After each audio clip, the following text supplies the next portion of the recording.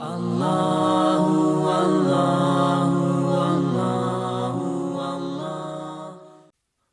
سورہ قصص کی آیت نمبر 83 سورہ قصص کا 9واں رکوع اور 20ویں پارے کا 12واں رکوع۔ اللہ رب العالمین نے ارشاد فرمایا، تلک الدار الآخرۃ نجعلها للذین لا یریدون علوا فی الارض ولا فسادا، یہ آخرت کا گھر ہم ان کے لیے کرتے ہیں جو زمین میں تکبر نہیں چاہتے اور نہ فساد۔ یعنی یہ جنت انہیں ملتی ہے جو تکبر اور فساد سے دور رہتے ہیں، اللہ اور اس کے رسول کی فرمانبرداری کرتے ہیں۔ والعاقبۃ للمتقین، اور انجام پرہیزگاروں ہی کا ہے، یعنی پرہیزگاروں کا ہی انجام اچھا ہے۔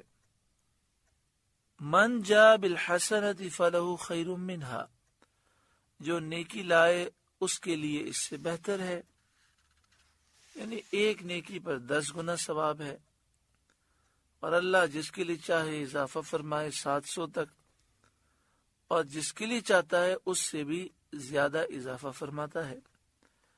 ومن جاء بالسیئۃ، اور جو بدی لائے، فلا یجزی الذین عملوا السیئات الا ما كانوا یعملون، تو بد کام والوں کو بدلہ نہ ملے گا مگر جتنا کیا تھا۔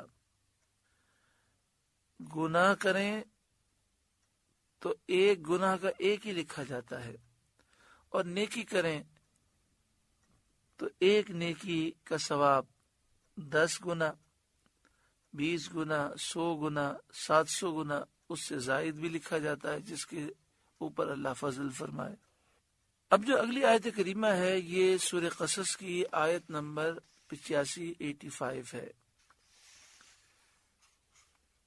اس کا جو ابتدائی حصہ ہے اس کی فضیلت میں یہ ہے کہ جس مقدس مقام پر اس آیت کریمہ کو اس نیت سے پڑھیں کہ پھر دوبارہ حاضری نصیب ہو، تو انشاءاللہ پھر دوبارہ حاضری نصیب ہوگی۔ اسی طرح جب گھر سے نکل کر اس آیت کریمہ کو پڑھ لیں تو انشاءاللہ تعالی خیر و عافیت کے ساتھ واپسی نصیب ہوگی۔ ارشاد فرمایا، ان الذی فرض علیک القرآن، بے شک جس نے آپ پر قرآن فرض کیا، لرادک الی معاد، وہ آپ کو پھر لے جائے گا جہاں پھرنا چاہتے ہیں۔ یعنی جس نے قرآن کی تلاوت، تبلیغ اور اس کے احکام پر عمل کو لازم کیا، وہ آپ کو مکہ مکرمہ میں دوبارہ واپس لے جائے گا۔ یہ آیت کریمہ جحفہ کے مقام میں نازل ہوئی جب رسول کریم صلی اللہ علیہ وآلہ وسلم مدینہ شریف کی طرف ہجرت کرتے ہوئے وہاں پہنچے۔ مکہ شریف سے نکل کر مدینہ شریف جا رہے تھے، جحفہ کے مقام پر پہنچے۔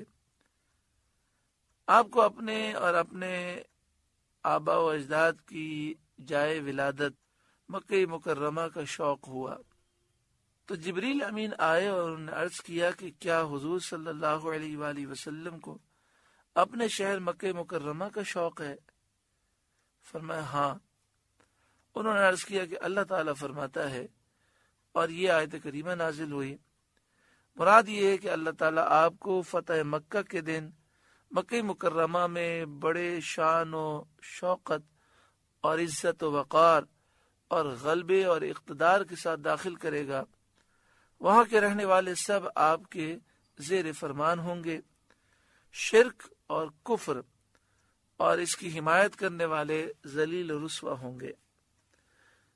ایک روایت میں یہ بھی ہے کہ نبی اکرم صلی اللہ علیہ وآلہ وسلم جب مکہ شریف سے باہر تشریف لائے اور ہجرت فرما رہے تھے تو آپ کی آنکھوں میں آنسو تھے، اور مکہ شریف کی محبت میں آپ رو رہے تھے، اور آپ نے اللہ تعالیٰ کی بارگاہ میں یہ دعا کی کہ مالک میں نے تیری دین کی خاطر تیری محبت میں اپنا پسندیدہ شہر چھوڑ دیا، اے مالک اب مجھے تو وہاں لے جا جو روئے زمین میں تجھے سب سے زیادہ پیارا ہے۔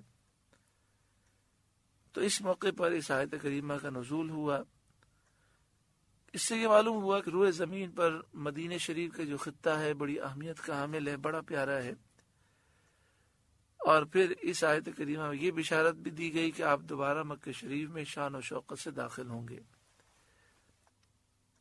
قل اے محبوب آپ فرمائیے، ربی اعلم من جاء بالہدی، میرا رب خوب جانتا ہے اسے جو ہدایت لایا، ومن هو فی ضلال مبین، اور اسے بھی جانتا ہے جو کھلی گمراہی میں ہے۔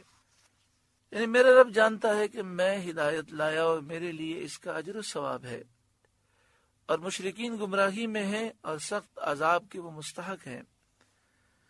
شان نزول، یہ آیت کفار مکہ کے جواب میں نازل ہوئی جنہوں نے سید عالم صلی اللہ علیہ وآلہ وسلم کے متعلق کہا تھا انک لفی ضلال مبین، یعنی آپ ضرور کھلی گمراہی میں ہیں، معاذ اللہ ثم معاذ اللہ۔ وما كنت ترجو ان يلقى اليك الكتاب، اور آپ امید نہ رکھتے تھے کہ کتاب آپ پر بھیجی جائے گی۔ حضرت عبداللہ بن عباس رضی اللہ تعالی عنہما نے فرمایا، یہ خطاب بظاہر نبی اکرم صلی اللہ علیہ وآلہ وسلم سے ہے، لیکن اس سے مراد ہر پڑھنے والا ہے، یعنی مومنین ہے۔